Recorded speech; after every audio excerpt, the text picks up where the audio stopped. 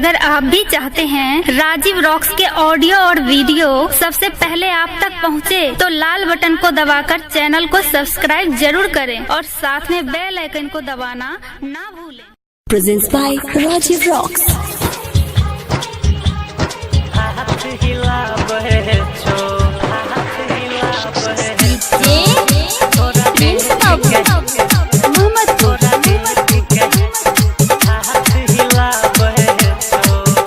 Presented by SK Music Subol। तोरा देख कहेगे छौरी कते छोरा सो हाथ हिलाबर छो, तोरा देख कहेगे छौरी कते छोरा सो हाथ हिलाबर छो।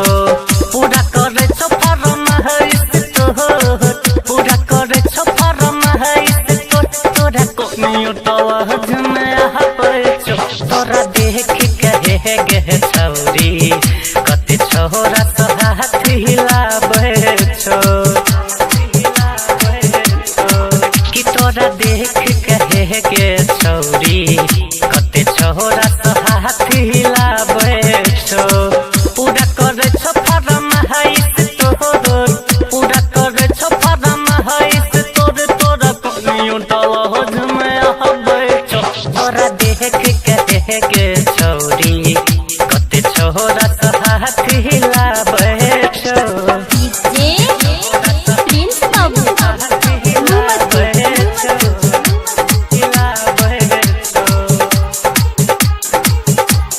केकरो संग घुमै छगे छौरी आम के बगीचा में, कोनो छोरा खड़ा रहे छो तोरा छत के नीचा में, तोरा छत के नीचा में।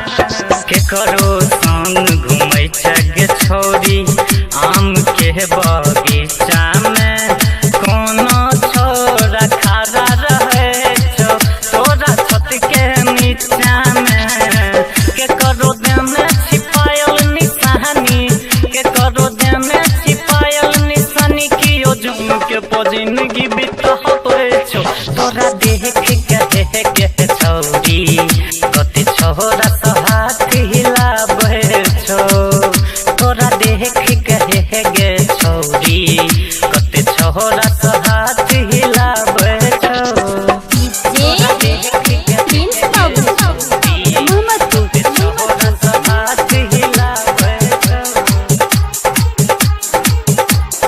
गजब के आँख छो गजब के बिंदिया लागे जहमा चांद गे, खाली फोकट में अपन जवानी करल नहीं कर दहन गे, करल नहीं कर दहन गे। गजब के आँख छो गजब के बिंदिया लागे जहमा चांद गे, खाली फोकट में अपन जवानी करल नहीं कर दहन गे।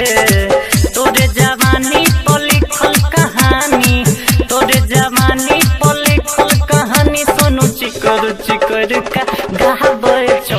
तोरा देख कहेगे छौरी कते छोरा सो हाथ हिलाबै छो। तोरा देख कहेगे छौरी कते छोरा